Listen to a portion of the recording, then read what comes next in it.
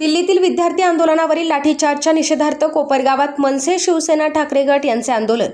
दिल्लीतील जंतर मंतर मैदानावर सुरू असलेल्या विद्यार्थी आंदोलनादरम्यान पोलिसांनी विद्यार्थ्यांवर केलेला लाठीचार्जच्या निषेधार्थ कोपरगाव शहरात महाराष्ट्र नवनिर्माण सेनेचे अनिल गायकवाड आणि शिवसेना ठाकरे गटचे प्रवीण शिंदे यांनी आंदोलन केले आहे.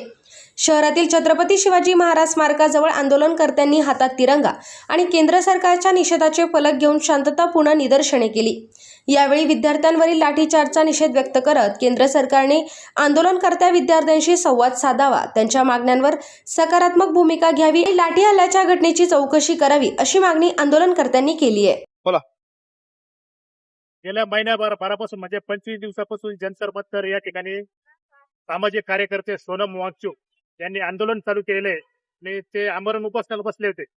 20व्या दिवसापर्यंत त्यांचं उपोषण चालू होतं, परंतु केंद्र सरकारने 20व्या दिवसापर्यंत केंद्र सरकारचा एकही मंत्री किंवा प्रवक्ता त्या ठिकाणी आला नाही आणि त्यांची भेट घेतली नाही आणि त्यांच्या काय मागण्या आहे ह्या जाणून घेतल्या नाही.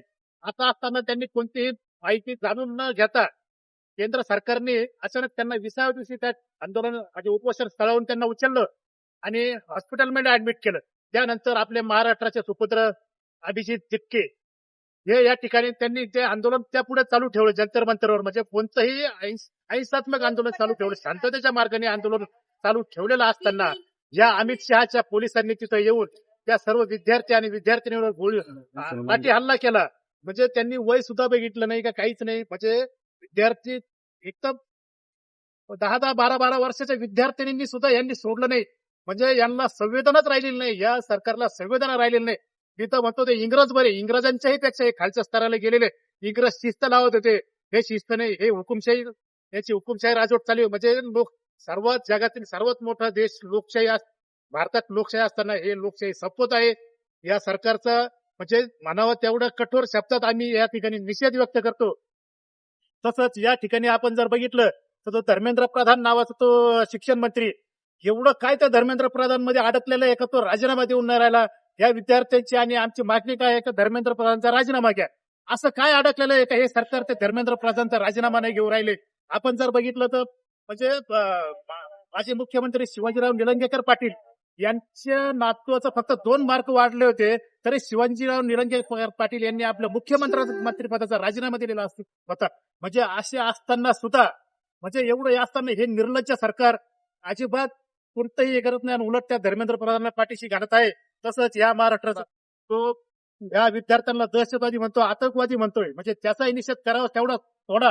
आणि एक माझं आव्हान आहे त्या होटला, एक काम कर, तुझी सिक्युरिटी बाजूला ठेव आणि तू असं समोर आहे लोकांमध्ये म्हण दहशतवादी, तुला लोक जिवंत ठेवतात की नाही, खास तुझ्या बापाची आवडत असेल ना, तू एकटा वन मॅन शो आहे आणि लोकांना म्हणून दहशतवादी, तुला एक विद्यार्थी तर जागेवर जिवंत ठेवणार नाही. तर ह्या नेत्यांनी असे प्रक्षोभक वक्तव्य बंद केले पाहिजे. विद्यार्थ्यांवर दहशतवादाचा आरोप करणं हे पूर्ण चुकीचं आहे. याचाही मी केंद्र सरकारने राज्य सरकार यांचा जाहीर निषेध करतो. आंदोलन चालू होते तर आमची आता एक मागणी आहे, संविधान वाचवा आणि देश वाचवा, ही आमची मागणी आहे. कारण जिथं आंदोलन चालू झाले तिथं हे जे सरकार आहे केंद्र सरकार हे लाठीचार्ज करू राहिलं. त्या लाठीचार्ज मध्ये काही विद्यार्थी जखमी झालेले, विद्यार्थिनी पण आहे.